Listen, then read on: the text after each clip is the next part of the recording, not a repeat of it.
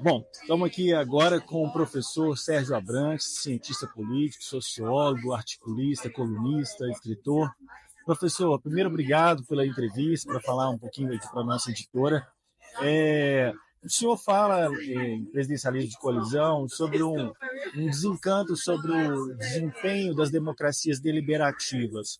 De lá para cá, como é que o senhor analisa esse cenário? Olha, o desencanto está aumentando.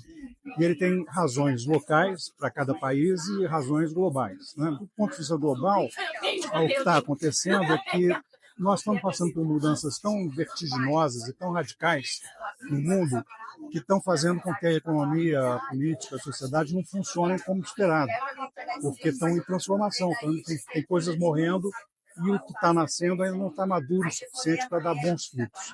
Então, a gente percebe no mundo um desencanto com o desempenho das democracias, como se elas não estivessem sendo capazes, e não estão, de resolver os problemas do povo. Mas sempre com a ideia de que alguém pode, e na verdade nós estamos numa transição em que essa solução ainda não está pronta. A gente tem que começar a pensar em políticas de transição, né? Como é que a gente faz para mitigar os efeitos dessa decadência, parte da máquina social e econômica que está morrendo com a tecnologia velha, etc., até que a nova tecnologia surja. E, ao mesmo tempo, como é que a gente faz para direcionar essa nova tecnologia para que ela seja melhor na solução dos problemas do povo do que as outras foram, né? Então, é essa a questão global. Agora, localmente, você tem desempenhos ruins de governos específicos, né? Isso tem muito a ver com o fato de que em todo o mundo, por exemplo, no Brasil em particular, os partidos estão se oligarquizando, eles estão se descolando da sociedade, e ao se descolar da sociedade, eles deixam de representar a sociedade e ela quer um outro tipo de representação. E quem oferece de forma demagógica, etc., acaba ganhando. Sim, professor. O senhor é um cientista político, mas eu não posso deixar de notar que é um autor muito citado no direito. Como você enxerga hoje o que deveria ser a produção da academia jurídica? Eu não pude deixar de notar a sua fala no painel recente aqui na Fiarachá, que o senhor fez uma transição de deixar de ser um escritor acadêmico para falar para as massas, para o povo, diretamente às pessoas. Como é que você enxerga as produções acadêmicas em direito ou como elas deveriam ser? Você sabe que o direito tem uma linguagem própria, né? E é uma linguagem fechada.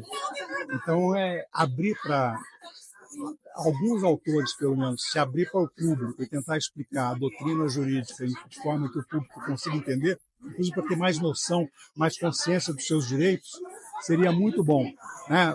Que as pessoas tivessem um básico conhecimento sobre como é que são os processos, como é que se dão, né, as formas diferentes de realização dos direitos. Tem um aspecto importante que eu acho que os cursos de direito estão começando a se aproximar do trabalho da ciência política para conseguir resolver essa questão, que é o fato seguinte: toda a Constituição democrática ela é uma combinação de promessa com direitos consolidados. Aqueles direitos que são aplicados automaticamente, como os direitos civis, né, o direito de ir e vir, etc., você não precisa de fazer com que as pessoas possam fazer isso, porque basta permitir. E se a Constituição permite, o direito está dado, né? Mas tem a parte que é promessa, que depende de políticas públicas. Então, essa parte do direito, que é a declaração de direitos, né, que precisam para ser realizados de políticas públicas, tipo igualdade de todos perante a lei ou perante a oportunidade de realização pessoal, né? Isso precisa de políticas públicas específicas. É preciso que a polícia se comporte de uma determinada maneira, as cotas, a política afirmativa vem para dar oportunidades iguais, para melhorar as oportunidades daqueles que são discriminados, etc. Então, é preciso que o direito tenha consciência dessa necessidade de fazer com que a Constituição seja cumprida nas suas promessas.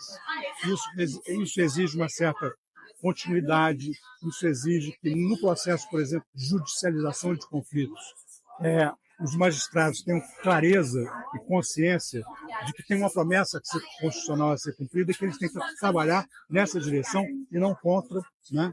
Então, o direito tem hoje um papel importantíssimo nesse processo de consolidação, inclusive de direitos novos, emergentes, né? E é preciso começar a construir também uma justiça de transição, não no sentido da também necessária transição, né, das ditaduras para as democracias e a reparação daqueles malfeitos da ditadura, mas no sentido de um direito de transição para esse mundo muito volátil, esse mundo muito rápido, que as coisas mudam demais, e o direito tende a ser mais fixo, né? Então, eu acho que é necessário que a gente pense o direito como uma disciplina e uma ação, uma prática integrada ao reconhecimento das questões sociais e políticas que estão postas para a humanidade e para as populações de cada país ao mesmo tempo. Muito obrigado, professor Sérgio, pela entrevista. É um prazer.